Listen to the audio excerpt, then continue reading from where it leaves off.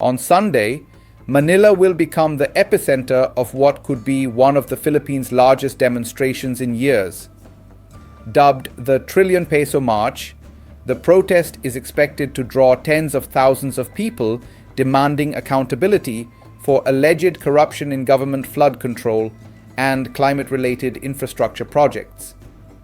Environmental group Greenpeace estimates that as much as $17.6 billion, nearly 1 trillion pesos, was siphoned off in 2023 through fraudulent or incomplete projects, fueling outrage across the country.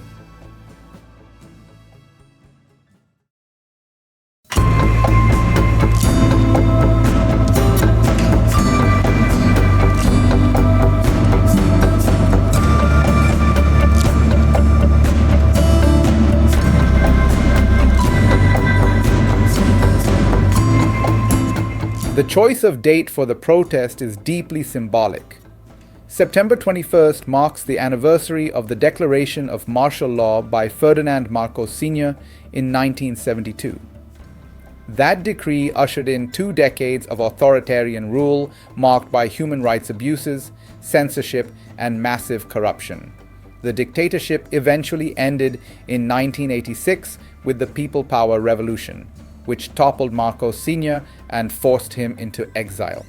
For many Filipinos, the protest is not just about today's scandals, but about history repeating itself, because the Philippines is now led by his son, President Ferdinand Bongbong Marcos Jr. Public anger has been simmering for months.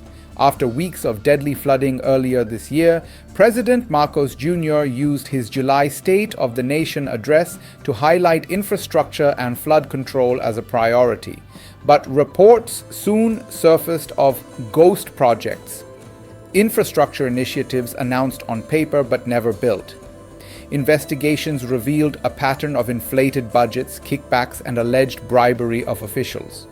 A major construction company went public with accusations that nearly 30 lawmakers and public works officials had accepted cash payments connected to these projects. The fallout has been swift. Martin Romualdez, the Speaker of the House and cousin of Marcos Jr., resigned this week amid the growing scandal. His departure, while framed as an act to protect the integrity of Congress, is seen as a significant political blow to the president's family. Romualdez had been one of Marcos Jr.'s closest allies and a key power broker in Philippine politics.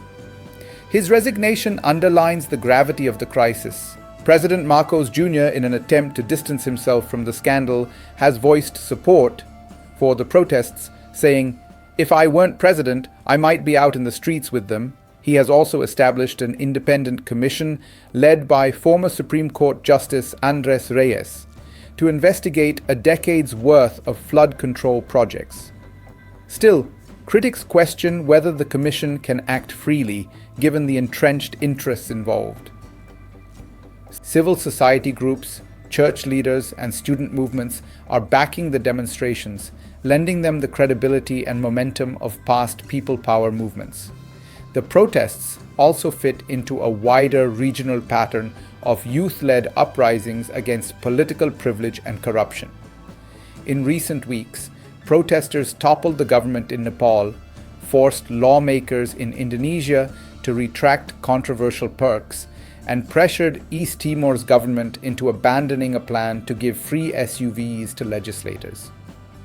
Across Asia, young citizens are showing less tolerance for entrenched elites, and the Philippines is no exception.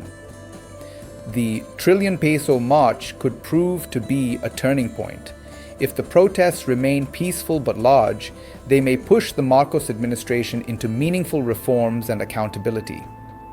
If authorities crack down, the demonstrations could escalate, reviving memories of the martial law era.